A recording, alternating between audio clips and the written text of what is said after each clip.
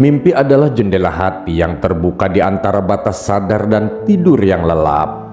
Ia bukan sekedar bunga tidur yang berlalu tanpa makna, melainkan pesan tersirat yang menyelusup ke dalam alam bawah sadar, membawa rahasia dan isyarat yang tak kasat mata. Ada mimpi yang datang sebagai bisikan ilahi, sebagai pertanda bagi mereka yang dikehendakinya. Ada pula yang menjadi refleksi dari batin yang gelisah, sekedar gema dari realitas yang menyelimuti jiwa.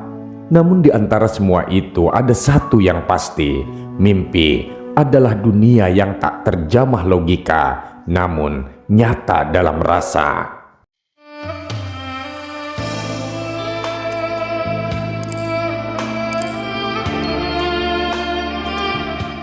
Assalamualaikum warahmatullahi wabarakatuh. Sahabat Haura yang dirahmati Allah, jika video ini lewat di berandamu, berarti ini adalah petunjuk dari Allah untukmu. Setidaknya luangkanlah waktu sejenak untuk menulis sholawat kepada Rasulullah di kolom komentar, sebagai tanda bukti akan kecintaan kita kepada Nabi Muhammad SAW, dan sebagai umatnya semoga di akhirat nanti kita mendapatkan syafaat dari beliau. Amin amin ya rabbal alamin. Pada video kali ini kita masih akan menelusuri rangkaian nasihat-nasihat bijak dari Sultanul Aulia Syekh Abdul Qadir Al-Jailani yang kami kutip dari kitab Sirrul Asrar. Mimpi-mimpi, arti mimpi bertemu Nabi, benarkah tanda keberkahan? Mimpi yang terjadi ketika di antara waktu seorang insan hampir terlelap hingga ia tertidur dengan pulas adalah mimpi yang benar dan berfaedah. Ia seringkali menjadi pembuka bagi perkara yang luar biasa, menjadi isyarat bagi mereka yang mampu untuk membaca makna di balik tabir mimpi. Allah sendiri telah menegaskan kebenaran mimpi dalam firman-Nya. Sesungguhnya Allah akan buktikan mimpi itu benar kepada Rasul-Nya. Kamu akan masuk Masjidil Haram jika dikehendaki Allah dengan aman. Surah Al-Fath ayat 27. Dan benar adanya sahabat, Nabi Muhammad SAW setelah bertahun-tahun mendambakan tanah suci Mekah yang dikuasai oleh kaum musyrikin, akhirnya memasuki kota tersebut dengan aman setahun setelah baginda bermimpi. Begitu pula dengan Nabi Yusuf alaihissalam yang dalam tidurnya melihat 11 bintang, matahari dan bulan bersujud kepadanya. Isyarat akan perjalanan hidupnya yang penuh ujian namun berakhir dengan kemuliaan. Tatkala Nabi Yusuf berkata kepada ayahnya, "Wahai ayahku, sesungguhnya aku melihat 11 bintang dan matahari serta bulan, aku lihat bersujud kepadaku." Surah Yusuf ayat 4. Nabi Muhammad SAW bersabda, "Tidak ada nabi yang datang selepas aku, tetapi boleh datang pembukaan-pembukaan yang lain.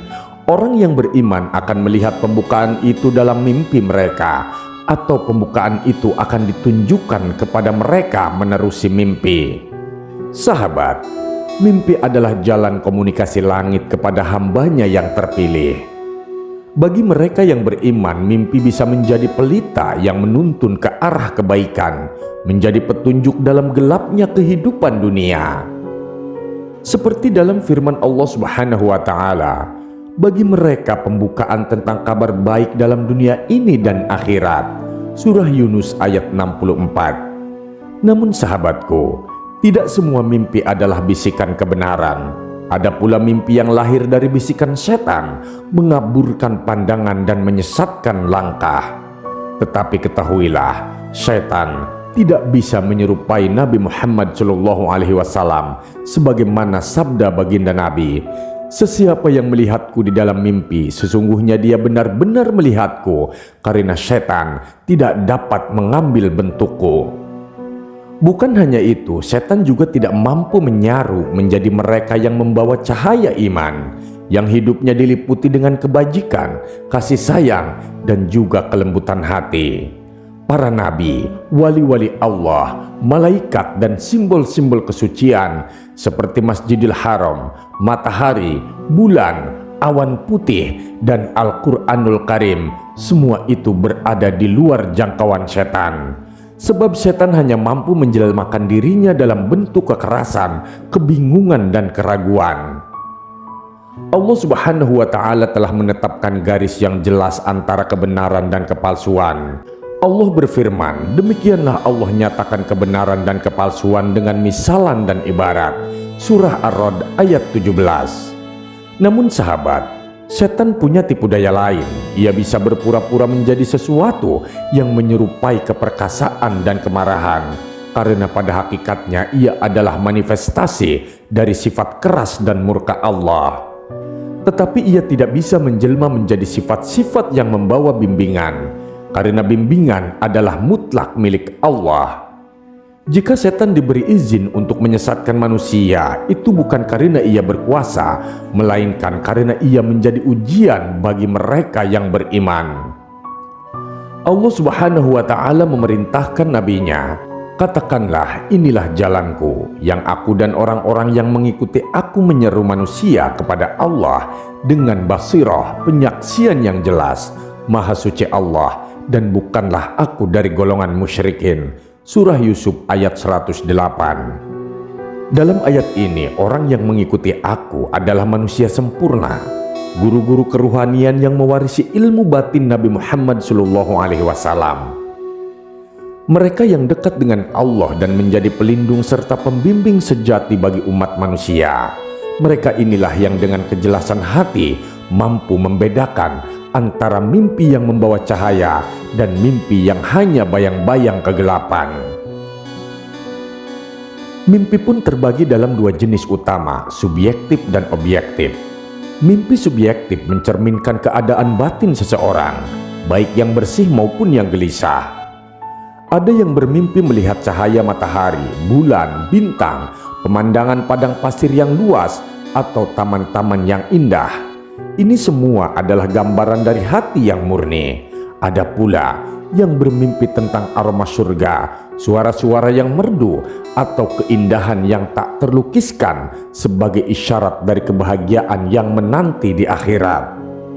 Dalam dimensi lain terdapat mimpi yang menghadirkan simbol-simbol berupa hewan.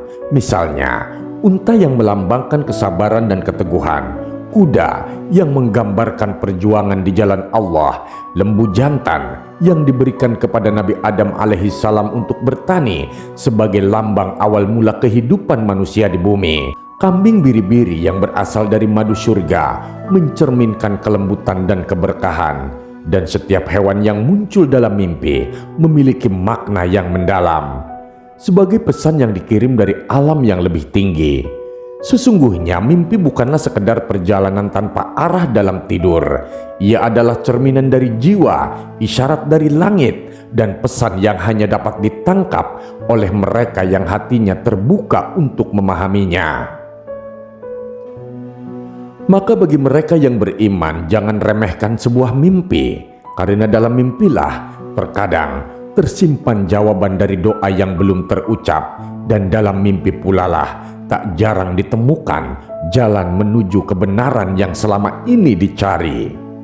Kemudian bagal menggambarkan suasana terendah seseorang yang menemui hati dan pikiran yang tenang.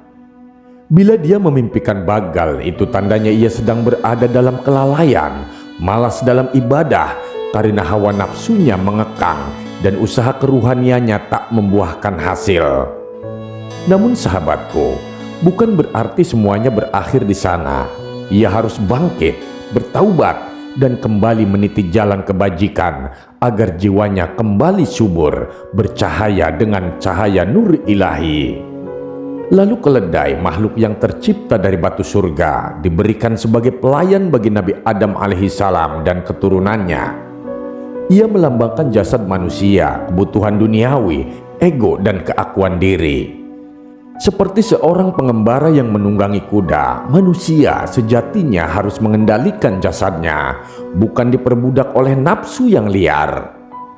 Jika ia menjadi seorang hamba bagi keinginan duniawinya, ia seperti seseorang yang memikul keledai di atas bahunya, suatu keadaan yang konyol dan menyedihkan. Namun sahabat, jika ia mampu menundukkan jasadnya demi kepentingan akhirat, maka keledai itu akan menjadi tunggangan yang membawa pada tujuan sejati. Dunia adalah alat bukan tujuan, jasad adalah kendaraan bukan raja, maka kendalikanlah ia dengan bijak. Berbicara dengan seorang jejaka tampan dengan wajah berseri-seri dalam mimpi adalah tanda bahwa cahaya ilahi telah menyentuh hati seseorang. Mereka yang mencapai ma'rifat kepada Tuhan di surga akan tampak dalam bentuk yang penuh keelokan. Nabi Shallallahu Alaihi Wasallam bersabda bahwa orang yang telah meraih kebijaksanaan ilahi akan tampak lembut, indah dan bercahaya. Bahkan beliau sendiri pernah bersabda, "Aku melihat Tuhanku dalam rupa seorang pemuda tampan." Tentunya Allah tidak menyerupai sesuatu apapun, maka ungkapan ini adalah simbol dari keindahan sifat-sifatnya yang terpantul dalam cermin ruh yang suci. Dunia ini hanyalah bayangan dari kebijaksanaan ilahi, tempat manusia dibentuk, diajarkan dan disempurnakan. Seperti yang dikatakan oleh Sayyidina Ali radhiyallahu anhu, "Jika aku tidak dibentuk oleh Tuhanku, niscaya aku tidak akan mengenalnya." Untuk mencapai penyucian batin, seseorang membutuhkan petunjuk, guru yang membimbing, dan teladan yang nyata. Para nabi dan wali adalah penerus cahaya keilahian, pewaris kebijaksanaan yang membimbing manusia kepada kebenaran. Hati yang kelam akan bercahaya ketika bersentuhan dengan guru yang telah menyerap cahaya itu. Sebagaimana firman Allah Subhanahu wa Ta'ala, "Dia jualah yang tinggi derajatnya, yang memiliki arsy. Dia kirimkan ruh dari perintahnya kepada siapapun yang dia kehendaki dari hamba-hambanya buat dia ancam dengan hari pertemuan." Surah Al-Mu'min ayat 15. Oleh karena itu, jika ingin menyelamatkan hati, carilah seorang guru yang mampu menanamkan ruh ke dalam jiwamu. Imam Al-Ghazali berkata, tidak mengapa jika seseorang melihat Allah dalam mimpinya dalam bentuk yang indah. Itu adalah gambaran yang sesuai dengan tingkat keruhanian orang tersebut. Apa yang dilihat dalam mimpinya bukanlah zat Allah yang tak terjangkau, melainkan perwujudan sifat-sifatnya yang sesuai dengan pemahaman si pemimpi. Begitu pula tidak semua orang dapat melihat Nabi Shallallahu Alaihi Wasallam dalam bentuknya yang asli. Hanya mereka yang mewarisi ilmu dan amal baginda yang dapat melihatnya dengan sebenar-benarnya. Orang lain hanya melihat simbol sesuai dengan keadaan spiritual mereka. Orang-orang bijak berkata, dibolehkan melihat Allah dalam mimpi sebagai cahaya atau dalam rupa manusia. Allah menyatakan dirinya melalui sifat-sifatnya, seperti yang terjadi kepada Nabi Musa alaihi salam yang melihatnya dalam bentuk api di semak belukar yang terbakar. Itu adalah manifestasi dari kalam suci, suara ilahi yang berkata kepadanya, "Wahai Musa, apakah di tanganmu?" Surah Toha ayat 17. Apa yang tampak sebagai api bagi Musa alaihi salam sesungguhnya adalah cahaya ilahi. Ia melihatnya demikian karena hatinya tengah mencari api sebagai petunjuk. Begitulah adanya. Setiap manusia melihat kebenaran sesuai dengan tingkatannya. Jika ia berada di tingkatan yang rendah, maka yang dilihat pun terbatas pada bayangan-bayangan duniawi. Tetapi jika ia telah mensucikan dirinya, maka ia akan melihat kebenaran yang lebih tinggi. Tidaklah mengherankan jika manusia sempurna mampu melihat hakikat Tuhan dalam bentuk yang tidak terbayangkan oleh akal biasa. Bagi mereka yang telah mencapai makom yang tinggi, kalam ilahi bukan sekedar wahyu yang terdengar, melainkan mengalir dari lisan mereka sendiri. Sebagaimana Bayazid Al-Bustami berkata, "Zatku adalah yang maha mulia, betapa agung kemuliaanku." Begitu pula Junaidi Al-Baghdadi berkata, "Tidak ada yang lain dalam jubahku kecuali Allah." Kalimat-kalimat ini bukan sekadar ucapan, melainkan rahasia besar yang hanya dapat dipahami oleh mereka yang telah menempuh jalan ilmu batin. Mereka yang menghabiskan hidupnya dalam perjalanan menuju Allah akan memahami bahwa diri mereka hanyalah cerminan dari kehendak ilahi, dan dalam cerminan itulah mereka melihat yang maha suci. Namun sahabat, untuk menjadi penerima cahaya ilahi, seseorang harus menjalani pendidikan dan bimbingan spiritual. Ia tidak bisa berharap langsung dapat melihat Allah dan Rasul-Nya tanpa perjalanan yang panjang. Ada tingkatan yang harus dilalui, ada ujian yang harus ditempuh. Hubungan antara guru yang suci dengan muridnya bukanlah sekedar hubungan duniawi, melainkan jembatan menuju realitas yang lebih tinggi. Jika Nabi Shallallahu Alaihi Wasallam masih hidup secara fisik di dunia ini, tentu saja manusia bisa langsung mengambil ilmu darinya. Namun, kini baginda Rasulullah telah kembali ke alam baka, dan hubungan itu tidak lagi bersifat jasmani, melainkan ruhani.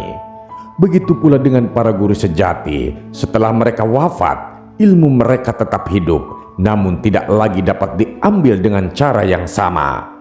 Dalam perjalanan ini manusia diuji, apakah ia akan memikul beban dunia di pundaknya seperti seseorang yang menggendong keledai, ataukah ia yang akan menungganginya, menjadikannya sebagai kendaraan menuju negeri yang abadi. Pilihannya ada di tangan kita. Jika hati kita terbuka, jika kita berjalan dengan bimbingan yang benar, maka dunia ini hanyalah pijakan sementara, tempat di mana cahaya ilahi menyinari langkah-langkah kita untuk menujunya. Dalam perjalanan hidup, pencarian akan kebenaran bukanlah untuk menjadi luar biasa, melainkan untuk memperoleh pemahaman yang sejati. Pemahaman ini tidak datang dengan sendirinya, melainkan melalui perenungan yang dalam, perjalanan yang panjang, dan tekad yang kuat. Cahaya pemahaman itu hanya akan hadir bagi mereka yang dengan rendah hati mencari dan membersihkan dirinya dari debu ego yang menghalangi penglihatan batinnya. Karena dalam kegelapan tak seorang pun mampu untuk melihat, dan hanya cahaya yang akan menuntun pada jalan yang benar. Namun sahabatku, cahaya itu tidak bisa sembarangan jatuh ke hati yang masih terombang-ambing oleh hawa nafsu dan keangkuhan diri. Cahaya membutuhkan tempat yang layak, ruang yang suci, dan hati yang terbuka. Oleh karena itu, seorang pencari hakikat tidak bisa berjalan sendiri. Ia membutuhkan bimbingan dari seorang guru yang telah meniti jalan ini sebelumnya, seorang pewaris keilmuan para nabi yang dapat mengantarkan jiwa menuju kedamaian sejati. Guru yang sejati tidak hanya mengajarkan ilmu, tetapi juga menyampaikan suasana batin yang telah diwarisi dari Nabi Muhammad SAW. Dalam kehadiran seorang guru yang benar, seorang murid akan merasakan getaran kebijaksanaan dan kedalaman makna yang tidak bisa diungkapkan dengan kata-kata. Ia akan dibimbing melewati lorong-lorong kegelapan menuju cahaya yang tak pernah padam. Suasana ini adalah rahasia yang hanya dapat dirasakan oleh mereka yang telah siap menerimanya. Latihan keruhanian bukanlah jalan yang mudah. Ia bukan sekedar ritual biasa, tetapi perjalanan yang menuntut kesungguhan hati. Ruh kebendaan yang terikat pada tubuh harus dididik dan disucikan, sementara hati harus menjadi wadah bagi cahaya ilahi. Di dalam hati inilah letak ruh sultan yang menjadi pusat keseimbangan manusia, dan lebih dalam lagi tersembunyi Ruh Kudus yang merupakan jembatan antara manusia dengan Tuhannya. Inilah jalan rahasia yang menghubungkan seorang pencari dengan hakikat yang sejati. Namun sahabat, tak semua mimpi adalah petunjuk, tak semua bisikan adalah ilham. Ada mimpi yang lahir dari kelakuan buruk, dari jiwa yang masih terikat oleh hawa nafsu dan keinginan duniawi. Mimpi-mimpi ini seringkali hadir dalam bentuk simbol-simbol hewan liar, masing-masing membawa pesan tersembunyi tentang keadaan jiwa si pemimpi. Harimau melambangkan kesombongan yang melampaui batas, suatu keangkuhan yang menutup hati dari kebenaran. Serigala adalah cerminan dari cinta diri yang berlebihan, kerakusan akan pujian dan penghormatan. Beruang menggambarkan amarah dan kekejaman yang membakar hati. Sementara anjing adalah simbol kecintaan terhadap dunia yang tak terkendali. Babi melambangkan nafsu yang liar, musang adalah tipu daya, ular adalah kebohongan yang menyakitkan, dan kalajengking adalah kritik yang penuh dengan racun kebencian. Jika seseorang bermimpi berhadapan dengan salah satu hewan ini tetapi tidak mampu untuk mengalahkannya, itu pertanda bahwa dirinya masih dikuasai oleh sifat buruk tersebut. Namun, jika dalam mimpi ia berhasil menaklukkan atau bahkan membunuh hewan itu, maka itu adalah isyarat bahwa ia telah mengalahkan kelemahan dirinya dan menuju ke jalan yang lebih baik.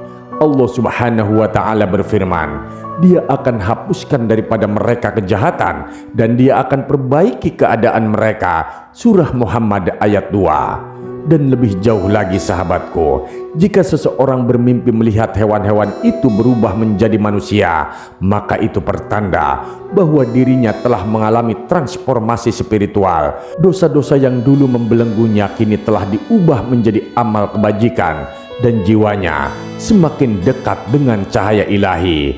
Namun, perjalanan ini belumlah berakhir.